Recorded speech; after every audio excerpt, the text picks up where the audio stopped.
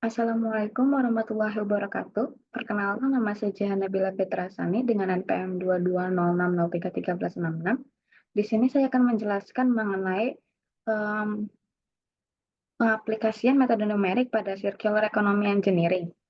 Jadi di sini kita akan menjelaskan mengenai metode numerik, apa itu metode numerik dan juga contohnya.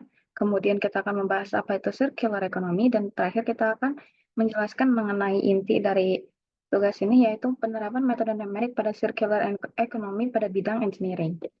Ya, kemudian lanjut kita ke pertama membahas tentang apa itu metode numerik. Jadi metode numerik adalah teknik penyelesaian permasalahan yang diformulasikan secara matematis dengan menggunakan operasi hitungan ketika permasalahan tidak bisa diselesaikan menggunakan metode analitik. Nah, di sini kita ada contohnya dari pengaplikasian metode numerik dalam kehidupan sehari-hari, terutama di bidang engineering, yaitu pertama kita bisa menggunakan sebuah software untuk menganalisis kekuatan struktur dan desain sebuah bangunan, sehingga kita bisa mencegah terjadinya kesalahan perhitungan ketika bangunan tersebut sudah dibentuk. Kemudian kita juga bisa melakukan simulasi dinamika fluida pada sebuah software. Kita juga mampu melakukan komputasi grafik untuk rendering objek 3D dan juga menganalisis keuangan pergerakan seperti pergerakan saham. Nah, mengapa contoh-contoh ini bisa disebut dengan metode numerik? Karena eh, dasar dari seluruh software yang digunakan untuk melakukan hal-hal ini itu didasarkan oleh metode numerik, yaitu perhitungan secara analitik. Dan perhitungan yang dilakukan menggunakan software ini berdasarkan komputer, berbasis komputer, dan dilakukan secara auto, sehingga nilai yang dihasilkan itu lebih teliti dan akurat. Kemudian di sini kita menjelaskan apa itu circular economy. Jadi circular economy adalah sebuah sistem atau model ekonomi yang bertujuan untuk menghasilkan pertumbuhan ekonomi dengan mempertahankan nilai produk, bahan, dan sumber daya dalam perekonomian selama mungkin, sehingga meminimalkan kerusakan sosial dan lingkungan yang disebabkan oleh pendekatan ekonomi linear. Hal tersebut diucapkan oleh Ellen MacArthur pada tahun 2015. Jadi pada circular economy ini kita akan circular economy ini kita berusaha untuk meningkatkan tingkat ekonomi dengan menggunakan produk, bahan, dan sumber daya alam seminimal mungkin untuk menghasilkan limbah sesedikit mungkin. Jadi seperti di sini ada contohnya itu dari awal merupakan raw materials, kemudian dalam sebuah industri atau manufaktur, di sini kita akan mendesain produk apa yang ingin kita buat, ingin kita bikin. Kemudian kita masuk ke bagian production atau remanufacturing. Jadi kalau misalnya untuk production, misalkan dari raw materials kita baru mendapatkan, kita akan menggunakan raw materials baru tersebut untuk dibuat. Tapi kalau misalnya kita remanufacturing, maka bahan material yang kita gunakan dalam produksi ini itu yang sebelumnya sudah pernah dipakai dan di-reuse kembali. Kemudian di sini akan kita bisa distribusikan ketika produk-produk sudah selesai di manufaktur, lalu digunakan oleh para masyarakat, yaitu consumption, dan ketika sudah mendekati masa penggunaannya, akhir masa penggunaan, kita bisa di-repair, produk tersebut bisa di-repair untuk digunakan kembali ataupun reuse digunakan kembali. Nah, ketika proses ini sudah dilakukan, kita akan bisa menghasilkan residual waste yang jauh lebih sedikit karena apabila material yang baru itu masih bisa kita gunakan kembali untuk di reuse atau di recycle untuk digunakan kembali, akan diproduksi kembali menjadi produk yang baru.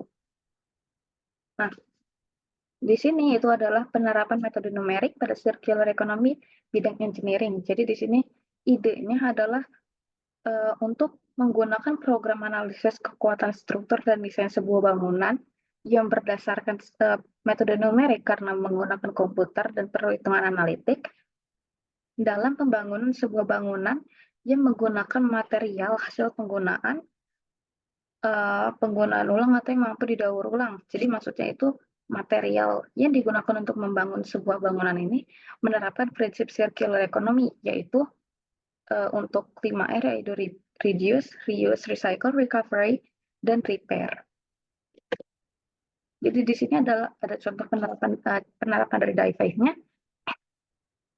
Dan sebelum kita masuk ke DIE5-nya, kita harus selalu stay conscious dalam pengerjaan masalah ini, dan ingat alasan menyelesaikan permasalahan ini adalah untuk Tuhan.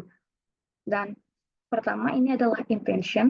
Intention itu untuk niat. Kita adalah untuk menemukan penerapan metode numerik dalam circular economy bidang engineering, seperti yang dari sebelumnya telah kita jelaskan. Kemudian kedua yaitu initial thinking. Pada initial thinking ini kita menguraikan hal apa saja yang terdapat dalam permasalahan. Misalnya di sini kita mengurai apa saja yang termasuk dalam permasalahan ini. Yang pertama adalah metode numerik, yaitu perhitungan menggunakan perhitungan aritmatik. Kemudian kita perhitungan otomatis menggunakan komputer, karena pada zaman ini metode numerik sangat sering digunakan dalam perhitungan otomatis menggunakan komputer dan produk sebagai sebuah software. Kemudian kemudian ada circular economy, seperti yang sudah dijelaskan dari sebelumnya. Penerapan metode numerik ini pada proses circular economy yang sudah diterapkan di Indonesia dan banyak negara lain. Dan terakhir adalah engineering. Inti dari yang sebelumnya adalah untuk menerapkan metode numerik pada circular economy di bidang engineering.